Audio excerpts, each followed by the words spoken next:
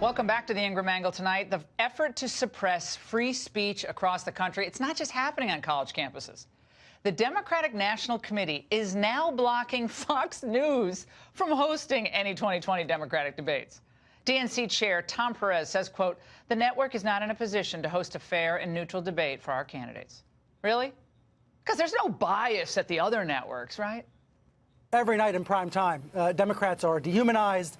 They are attacked relentlessly by Fox News primetime hosts. It was always hard for me to imagine a Democratic primary debate taking place in those hours when figures like Nancy Pelosi and Alexandria Ocasio-Cortez are constantly demonized and attacked. Okay, I got to just get this straight for a moment.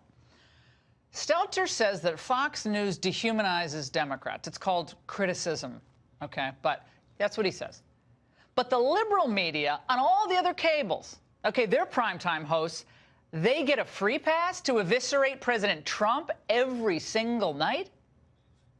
Donald Trump is saying and doing racist things. Which brings us to the big man himself, the biggest liar of them all. And that is President Trump. Donald Trump is a liar. We've seen him lie time and time and time again. You have racism and sexism driving this president's voting base.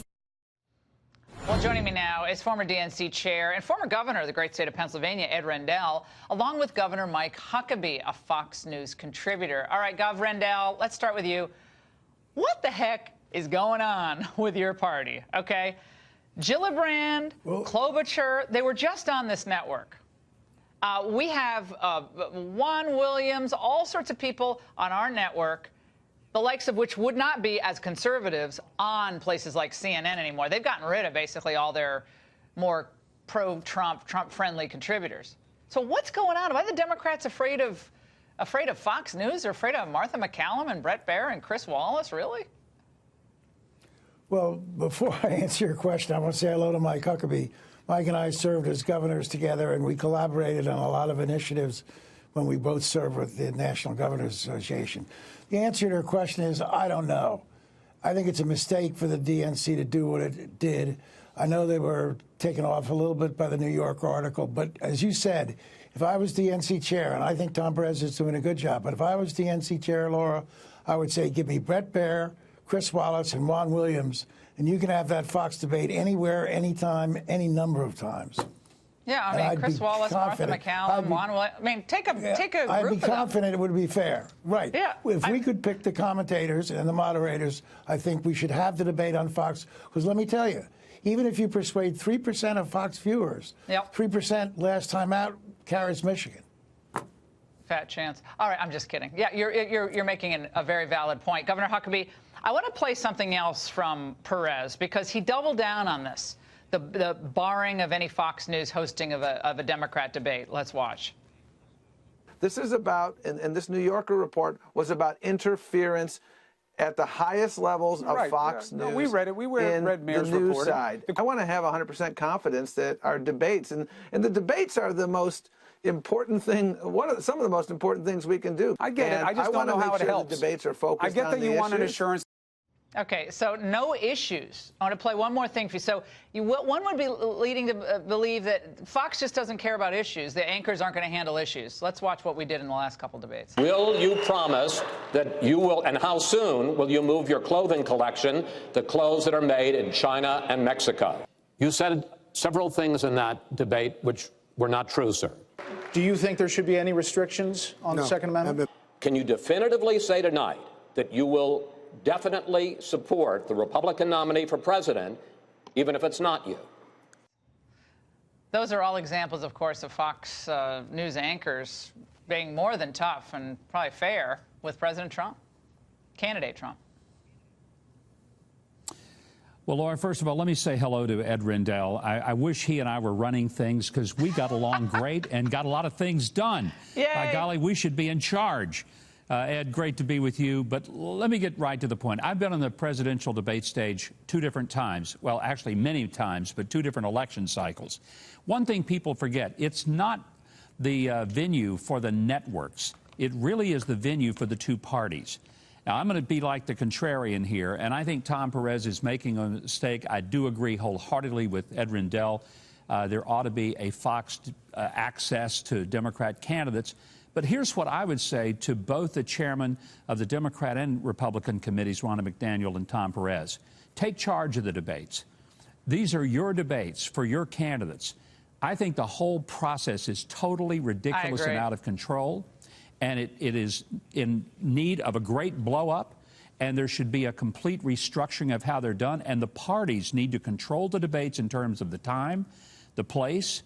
They ought to pick the people who ask the questions, because it's turned into a TV show, not an honest forum. The questions are often ridiculous and insulting, and I would love to be able to give both political chairmen an earful of what they could do that would help their own parties get their message out to their voters. Yeah, no, I think that's a brilliant point. Local reporters are often better as well. Way better.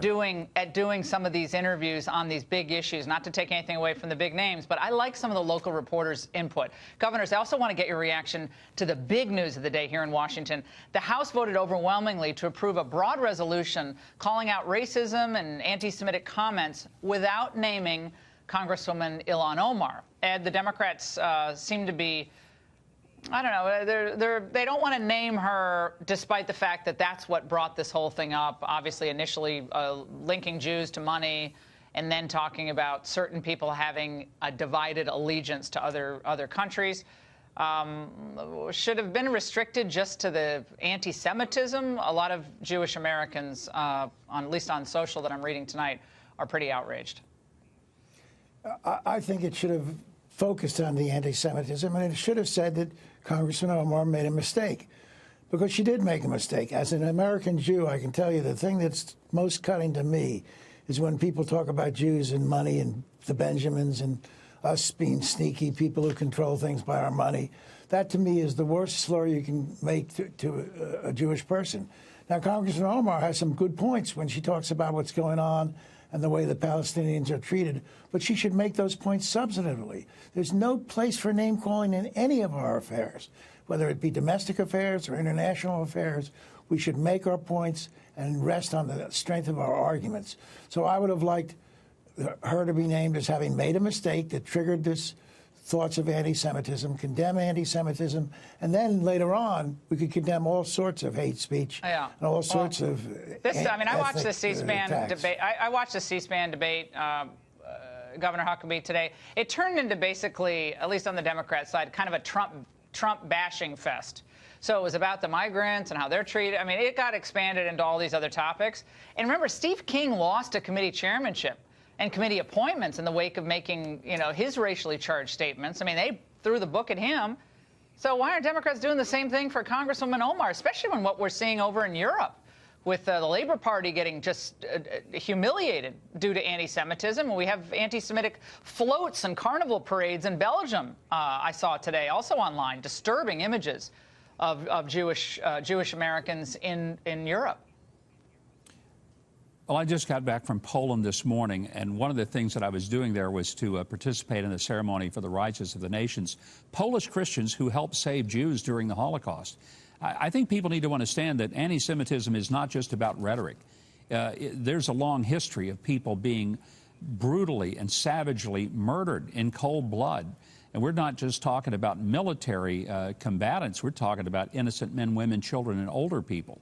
It's a horrible thing, and it needs to be addressed. And I think Nancy Pelosi, and I have to give her some credit, she's trying, but she's got her hands full with some of these young Democrats who really don't understand what I'd call basic playground manners when it comes to getting in a public office. And it's creating some real problems for the Democrats. As a Republican, I could take some glory in it and some joy in it, but I don't, because it's bad for the country. And that's not good for anybody. Governors, thank you so much. In all due deference, I just want to say, don't give the Republicans too much credit for what they did to Steve King. It took them 10 years to get around to it. All right, Governors, thank you very much.